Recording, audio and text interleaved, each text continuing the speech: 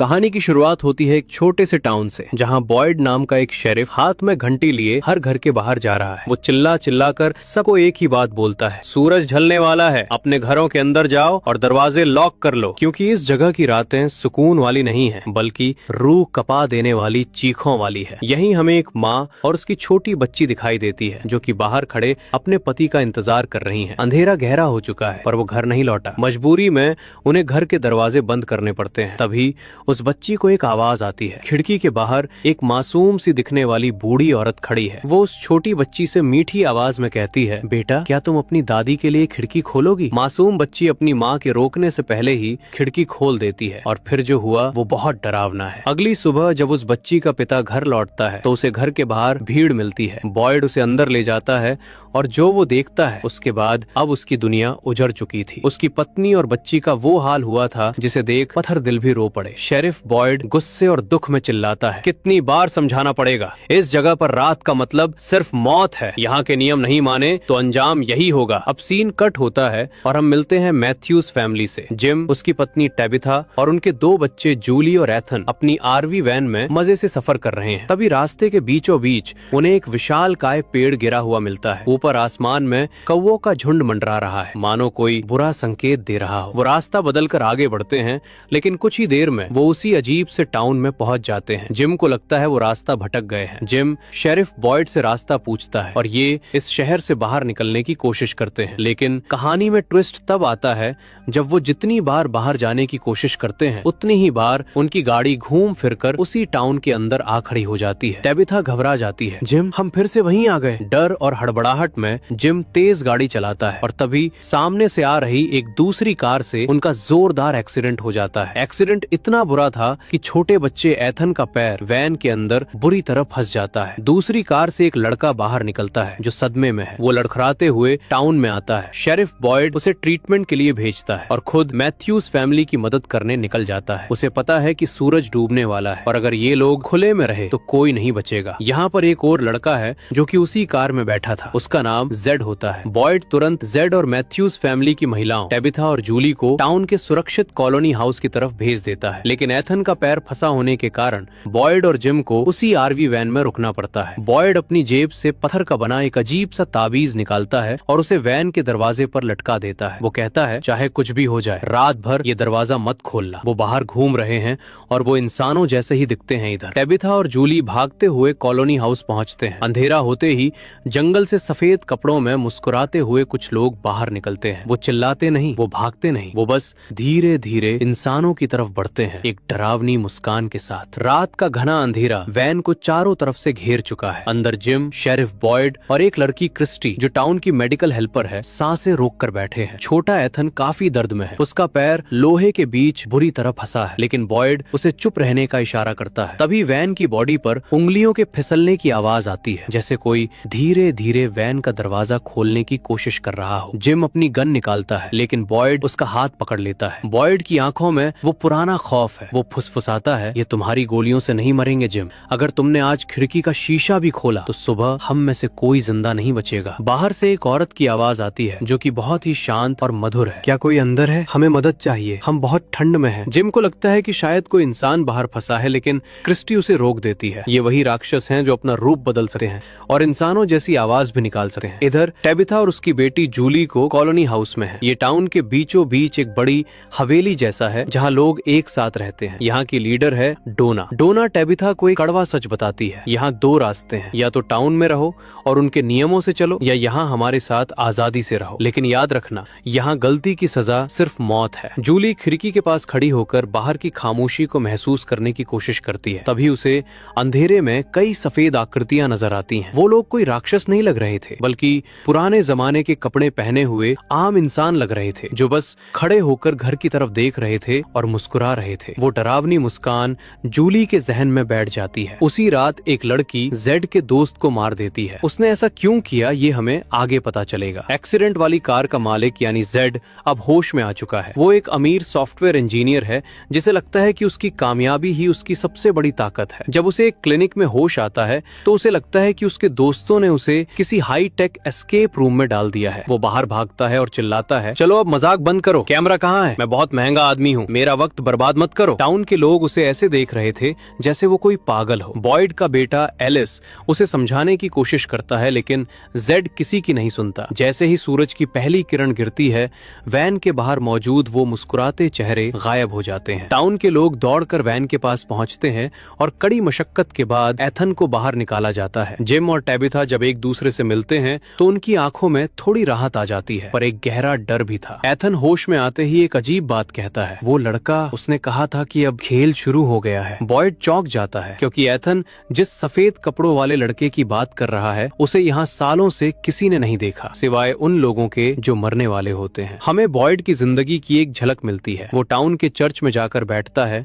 वो पादरी से बात करता है। हमें पता चलता है कि ये पत्थर के ताबीज बॉयड को एक गुफा में मिले थे और उन्हीं की वजह से टाउन के लोग अब घरों के अंदर सुरक्षित रह पाते हैं। बॉयड अपने बेटे एलिस को देखता है, लेकिन उन दोनों के बीच एक गहरी खाई है। एलिस अपनी माँ की मौत के लिए अपने पिता को जिम्मेदार मानता है। यहाँ हर घर की अपनी एक दुखद कहानी है और हर मोड़ पर एक नई पहेली। छोटा एथन क्लिनिक में भर्ती है। उसका पैर तो ठीक हो रहा है, लेकिन उसका दिमाग कहीं और है। वो बार बार उस सफेद कपड़ों वाले लड़के की बात करता है। जिम और टेबिथा को लगता है कि ये एक्सीडेंट का सदमा है, लेकिन शेरिफ बॉयड जानता है कि इस टाउन में कुछ भी महज एक इत्तेफाक नहीं होता। जेड, जो अब तक इसे एक प्रैंक या एस्केप रूम समझ रहा था, उसकी सनक अब हद पार कर रही है। वो क्लिनिक से भाग निकलता है और टाउन के बीचों बीच लगे एक खंबे पर चढ़ जाता है। वो चिल्लाता है, कैमरा कहाँ है? मुझे शो से बाहर निकालो। बॉयड उसे नीचे उतारता है और उसे उस घर में ले जाता है जहाँ उस माँ और बच्ची की मौत हुई थी। जब जेड उस कमरे की दीवारों पर खून के छींटे और बिखरा हुआ सामान देखता है तो उसकी रूह कांप जाती है। उसे पहली बार एहसास होता है कि ये कोई प्रैंक नहीं है, ये लोग सच में यहाँ फंसे हुए हैं। आज मैथ्यूज फैमिली का चूजिंग डे है।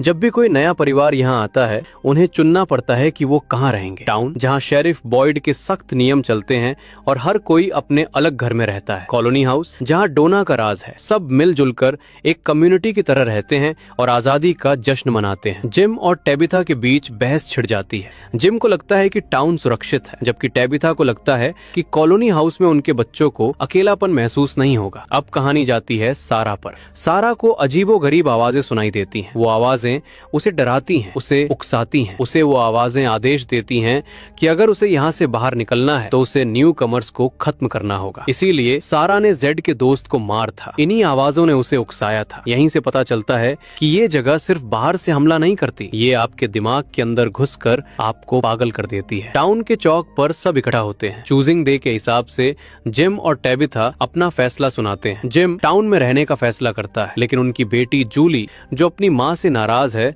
और इस जगह से डरी हुई है, वो सबको चौंका देती है। वो चिल्लाकर कहती है कि वो कॉलोनी हाउस जाएगी। एक ही परिवार दो हिस्सों में बंट जाता है। डोना जूली को अपने साथ ले जाती है। जिम और टेबिथा अपने घायल बेटे एथन के साथ टाउन के खाली घर में शिफ्ट हो जाते हैं। जिम अपने नए घर की खिड़कियों को ताबीज से सुरक्षित करता है। बाहर से फिर वही खौफनाक फुसफुसाहटें शुरू हो जाती हैं। तभी एथन अपनी खिड़की से बाहर देखता है। दूर अंधेरे में वो सफेद कपड़ों वाला लड़का खड़ा होकर उसे हाथ हिला रहा है। एथन मुस्कुराता है। वो उस लड़के को द बॉय इन व्हाइट कहता है। जिम को लगता है कि एथन को दिमागी सदमा लगा है, लेकिन जब एथन उसे बताता है कि उस लड़के ने उसे एक खास पेड़ के बारे में बताया है तो जिम का माथा ठनकता है। यहाँ एथन का किरदार अब कहानी का सबसे महत्वपूर्ण हिस्सा बनने वाला है, क्योंकि वो उन चीजों को देख पा रहा है जिन्हें बड़े नहीं देख सकते। पिछले एपिसोड में सारा ने जो किया था उसके बाद वो पूरी तरह से टूट चुकी है, लेकिन वो आवाजें उसका पीछा नहीं छोड़ रही। सारा की कलाई पर अचानक कुछ शब्द उभरने लगते हैं, जैसे कि किसी ने उसकी चमड़ी के अंदर से लिखा हो, किल द बॉय, उस लड़के को मार दो। यहाँ लड़का कोई और नहीं बल्कि मासूम एथन है। सारा को लगता है कि अगर वो एथन को मार देगी तो इस टाउन के सभी लोग आजाद हो जाएंगे। वो अपनी नैतिकता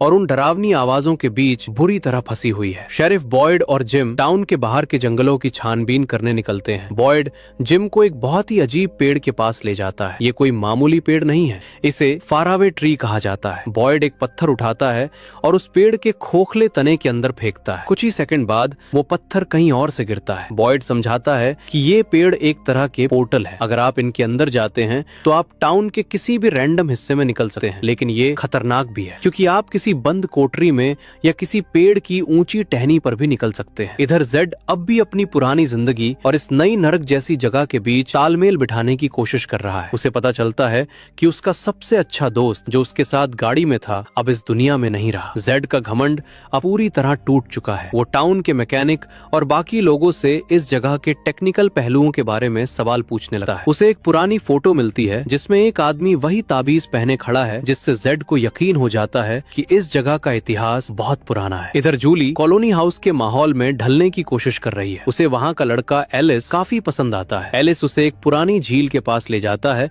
और उसे समझाता है कि यहाँ हर पल को जीना कितना जरूरी है, क्योंकि कल की कोई गारंटी नहीं है। जूली को पहली बार अपनी माँ और पिता के झगड़ों से दूर थोड़ी शांति मिलती है, लेकिन उसे ये नहीं पता कि ये शांति बस एक तूफान से पहले का सन्नाटा है। रात फिर से लौट आती है। सारा, जिसे अब उन आवाजों ने पूरी तरह अपने वश में कर लिया है, जिम के घर पहुंचती है। वो बहाना बनाकर अंदर आने की कोशिश करती है ताकि वो एथन तक पहुंच सके। टाउन का माहौल इतना तनावपूर्ण है कि हर परछाई एक दुश्मन जैसी लग रही है। तभी जिम को एहसास होता है कि ईथन की ड्राइंग्स और इस टाउन के नक्शे में कोई गहरा संबंध है। वो उन पेड़ों और रास्तों को जोड़ने की कोशिश करता है, लेकिन तभी बाहर से उन राक्षसों की डरावनी फुसफुसाहट शुरू हो जाती है। सारा का मानसिक संतुलन पूरी तरह बिगड़ चुका है। वो डाइनर में काम कर रही है, लेकिन उसे हर तरफ डरावने साए दिख रहे हैं। वो जिम के घर के आसपास मंडराती है और एक पल ऐसा आता है जब वो ईथन को अकेला पाकर उस पर हमला करने ही वाली होती है, लेकिन ऐन मौके पर नेथन, उसका भाई, उसे रोक लेता है। नेथन को अब एहसास हो गया है कि उसकी बहन के दिमाग में कुछ बहुत गलत चल रहा है। शेरिफ बॉयड इस टाउन का सबसे मजबूत इंसान है, लेकिन इस एपिसोड में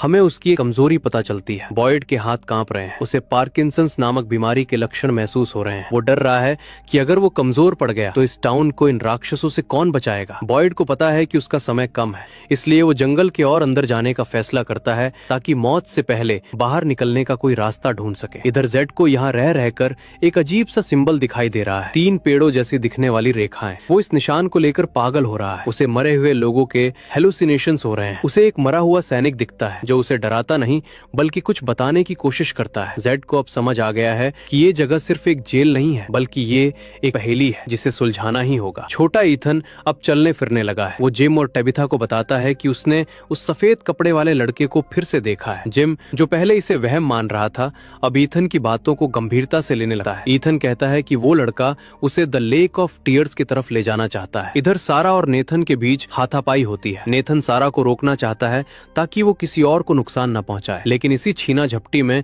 एक बहुत बड़ा हादसा हो जाता है। सारा के हाथों अनजाने में उसके अपने भाई नेथन की मौत हो जाती है। सारा सदमे में जंगल की ओर भाग जाती है। तभी बॉयड वहां पहुंचता है और उसे नेथन की लाश मिलती है। अब पूरे टाउन को पता चल चुका है कि उनके बीच कोई ऐसा है जो राक्षसों से भी ज्यादा खतरनाक हो चुका है। सूरज फिर से ढल रहा है। जिम और टेबिथा अपने घर को लॉक कर रहे हैं, लेकिन तभी टेबिथा को एहसास होता है कि उनके घर के फर्श के नीचे से कुछ अजीब आवाजें आ रही हैं। उसे लगता है कि शायद कोई रास्ता नीचे की तरफ जाता है। वो फर्श खोदना शुरू करती है, लेकिन वो नहीं जानती कि इस टाउन की जमीन के नीचे क्या दफन है। नेथन की मौत के बाद पूरा टाउन सदमे में है। सारा जंगल की तरफ भाग गई है, जहाँ रात में बचना नामुमकिन है। शेरिफ बॉयड को एक बहुत बड़ा फैसला लेना पड़ता है। उसे पता है कि सारा ने अपने भाई को मारा है, लेकिन उसे ये भी शक है कि सारा को सुनाई देने वाली आवाजें इस जगह का रहस्य खोल सकती हैं। बॉयड तय करता है कि वो सारा को ढूंढने जंगल के उन हिस्सों में जाएगा जहां आज तक कोई नहीं गया। इधर टेबिथा इस बात से परेशान है कि आखिर इस टाउन में बिजली कहां से आती है। जब वो बिजली के तारों को देखती है तो उसे कुछ ऐसा पता चलता है जो दिमाग चकरा देने वाला है। तार कहीं से जुड़े ही नहीं है, वो बस जमीन के अंदर खत्म हो जाते हैं, फिर भी बल्ब जल रहे हैं। जिम और टेबिथा को समझ आता है कि यहाँ फिजिक्स का कोई नियम काम नहीं करता। टेबिथा की खुदाई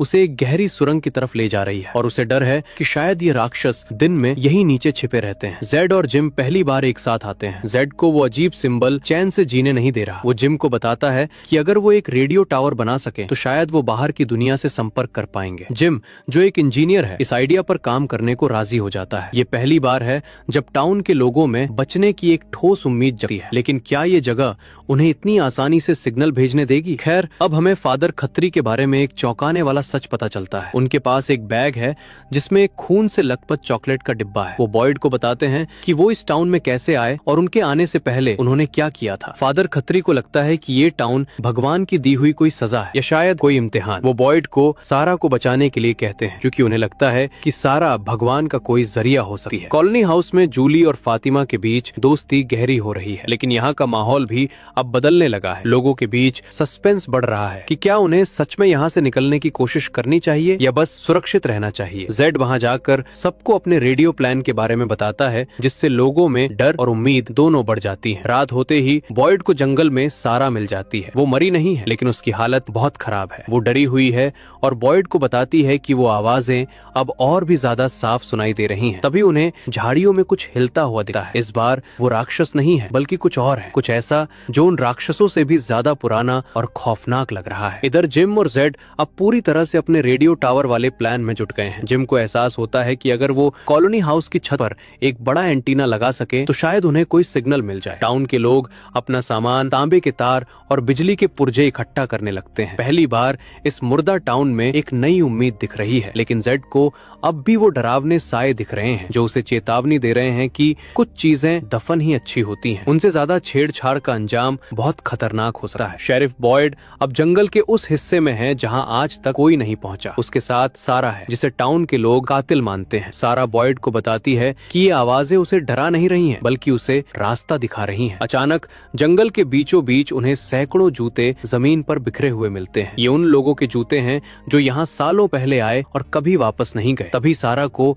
एक नई आवाज सुनाई देती है। वो बॉयड से कहती है, वो कह रहे हैं कि तुम्हें वापस चले जाना चाहिए, तुम्हारी पत्नी यहाँ खुश नहीं है। बॉयड अंदर से टूट जाता है क्योंकि उसे अपनी पत्नी की मौत का गहरा दुख है। क्या ये आवाजें सच बोल रही हैं या बॉयड के दिमाग से खेल रही हैं? खैर, इधर टाउन में एथन फिर से ड्राइंग बना रहा है। इस बार वो एक मकड़ी के जाले और एक टावर की फोटो बनाता है। जब जिम उसकी ड्राइंग देखता है तो वो हैरान रह जाता है क्योंकि वो बिल्कुल वैसी ही दिख रही थी जैसा रेडियो टावर वो बनाने की कोशिश कर रहा था। एथन मासूमियत से कहता है, ये मेरी कहानी नहीं है पापा, ये इस जगह की कहानी है। कॉलोनी हाउस में भी डर का माहौल है क्योंकि डोना को लगता है कि रेडियो टावर बनाने की वजह से ये जगह उन पर गुस्सा कर रही है। तभी जिम को रेडियो पर एक हल्की सी आवाज सुनाई देती है। जिम आसमान की तरफ देखता है। बादल बहुत तेजी से घूम रहे हैं और बिजली कड़क रही है। ऐसा लग रहा है मानो ये टाउन अब अपना असली रूप दिखाने वाला है। जिम चिल्लाता है, हमें ये टावर आज ही खत्म करना होगा वरना कल शायद हम सब खत्म हो जाएंगे। अब हम बॉयड का एक फ्लैशबैक दिखाया जाता है जब उसकी पत्नी एबी और उनका बेटा एलिस पहली बार इस टाउन में आए थे। उस वक्त यहाँ कोई ताबीज नहीं था। लोग अपनी गाड़ियों में छिपते थे और रात भर जंगल में उन राक्षसों से भागते थे। बॉयड ने देखा था कि कैसे लोग हर रात कुत्तों की तरह मारे जाते थे। एबी इस दहशत को बर्दाश्त नहीं कर पा रही थी और धीरे धीरे उसका मानसिक संतुलन बिगड़ने लगा था। इसी दौरान बॉयड को जंगल में वो रहस्यमयी ताबीज मिले थे जिससे इस टाउन में पहली बार शांति आई थी, लेकिन उस शांति की कीमत बहुत भारी थी। जेड को अब वो 3 लाइनों वाला सिंबल हर जगह दिख रहा है। वो एक पुरानी डायरी ढूंढ निकालता है जो उससे पहले यहाँ रहने वाले किसी शख्स की थी। जेड को एहसास होता है कि जो पागलपन उसके साथ हो रहा है वो पहले भी किसी के साथ हो चुका है। उसे एक मरे हुए आदमी का साया दिखता है जो एक पियानो बजा रहा है। जेड को समझ आ जाता है कि ये टाउन सिर्फ लोगों को मारता नहीं है बल्कि उन्हें एक लूप में फंसा देता है। जिम, जेड और टाउन के बाकी लोग मिलकर कॉलोनी हाउस की छत पर रेडियो टावर खड़ा करने में कामयाब हो जाते हैं। जिम के अंदर एक अजीब सा जुनून है। उसे लगता है कि बस एक सिग्नल और उसकी फैमिली इस नर्क से आजाद हो जाएगी, लेकिन डोना अब भी डरी हुई है। उसे लगता है कि ये टावर उनकी सुरक्षा को कमजोर कर सकता है। यहाँ हमें विक्टर के बारे में और जानने को मिलता है, वो आदमी जो इस टाउन में तब से है जब वो बच्चा था। विक्टर और एथन के बीच एक अजीब सी दोस्ती हो गई है। विक्टर एथन को बताता है कि पेड़ अब करीब आ रहे हैं, इसका मतलब है कि जंगल छोटा हो रहा है और खतरा बढ़ रहा है। विक्टर की बातें हमेशा पहेलियों जैसी होती हैं, लेकिन वो सच साबित हो। तभी टाउन में सन्नाटा छा जाता है। कॉलोनी हाउस में एक शख्स जिसे बाहर खड़ी एक खूबसूरत दिखने वाली राक्षस औरत ने बहला लिया था, खिड़की खोल देता है। जैसे ही खिड़की खुलती है वो राक्षस औरत अंदर आ जाती है और उसकी डरावनी मुस्कान चीख में बदल जाती है। कॉलोनी हाउस जो अब तक सबसे सुरक्षित जगह थी एक कसाई खाने में तब्दील होने वाली है। जैसे ही वो औरत अंदर आती है वो केविन का चेहरा नोच डालती है। देखते ही देखते दर्जनों मुस्कुराते हुए राक्षस कॉलोनी हाउस के अंदर घुस जाते हैं। अंदर भगदड़ मच जाती है। लोग अपनी जान बचाने के लिए इधर उधर भाग रहे हैं। जूली और फातिमा खुद को एक छोटे से कमरे में बंद कर लेती हैं और दरवाजे पर ताबीज लटका देती हैं। बाहर से उनके दोस्तों की चीखें सुनाई दे रही हैं जो रहम की भीख मांग रहे हैं, लेकिन ये राक्षस किसी को नहीं छोड़ते। डोना सबको बचाने की कोशिश करती है, लेकिन खून की नदियां बह चुकी है टाउन की इस तबाही से दूर। बॉयड और सारा जंगल के बहुत अंदर पहुंच चुके हैं। बॉयड अपने साथ 2 चीजें लाया है, एक ताबीज और फादर खत्री का वो बैग। सारा को फिर से आवाजें आने लगती हैं, लेकिन इस बार वो डरावनी नहीं बल्कि चेतावनी भरी है। तभी उन्हें जंगल के बीच में एक बहुत बड़ा लाइट हाउस जैसा कुछ दिखता है। इस सूखे जंगल के बीचों बीच एक लाइट हाउस का होना नामुमकिन है। बॉयड को समझ आता है कि इस जगह की हकीकत उनकी सोच से कहीं ज्यादा परे है। जंगल में आगे बढ़ते हुए बॉयड और सारा एक ऐसी जगह पहुंचते हैं जहां चारों तरफ विशालकाय मकड़ी के जाले गले बुने हुए हैं। अचानक बॉयड को महसूस होता है कि उसे किसी चीज ने काट लिया है। उसे भ्रम होने लगता है। उसे अपनी मरी हुई पत्नी एब्बी की आवाज सुनाई देती है जो उसे वापस जाने को कह रही है। सारा उसे खींचकर आगे ले जाती है, वरना बॉयड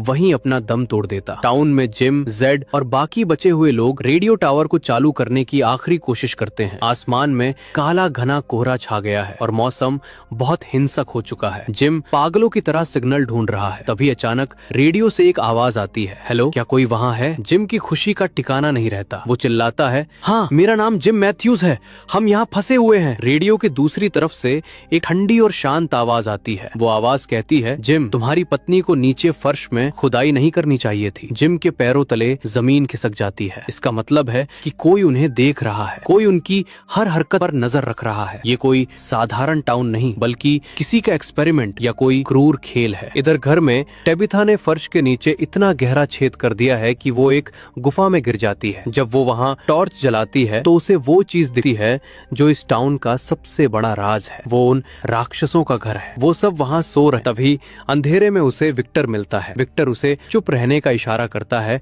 और बताता है कि अगर वो अभी बाहर नहीं निकले तो सूरज ढलते ही ये सब जाग जाएंगे। विक्टर टेबिथा को सुरक्षित बाहर निकालने का वादा करता है। इधर जिम रेडियो पर मिली उस आवाज से पूरी तरह हिल चुका है। वो चिल्लाकर पूछता है, तुम कौन हो? तुम्हें कैसे पता मेरी पत्नी क्या कर रही है? लेकिन रेडियो पर सिर्फ सन्नाटा छा जाता है। अचानक आसमान से बिजली गिरती है और उनका बनाया हुआ रेडियो टावर और पूरी मेहनत पल भर में राख हो जाती है। टाउन के लोगों की आखिरी उम्मीद भी टूट जाती है। जंगल के अंदर बॉयड और सारा की हालत खराब है। बॉयड को मकड़ी के जालों के बीच से गुजरते वक्त कुछ अजीब सा एहसास होता है। वो और आगे नहीं बढ़ पा रहे। तभी सारा को वो सफेद कपड़ों वाला लड़का दिखता है। वो लड़का सारा को इशारा करता है कि उन्हें एक खाली पेड़ फारवे ट्री के अंदर कूदना होगा। बॉयड पहले तो हिचकिचाता है, लेकिन उनके पास और कोई रास्ता नहीं है। वो सारा को धक्का देता है और खुद भी उस पेड़ के खोखले तने में कूद जाता है। पेड़ के अंदर कूदते ही बॉयड एक ऐसी जगह टेलीपोर्ट हो जाता है जहां से निकलना नामुमकिन है। वो एक पत्थर की संकरी कोठरी जैसी जगह में फंस गया है जहां कोई दरवाजा नहीं है। वो ऊपर देखता है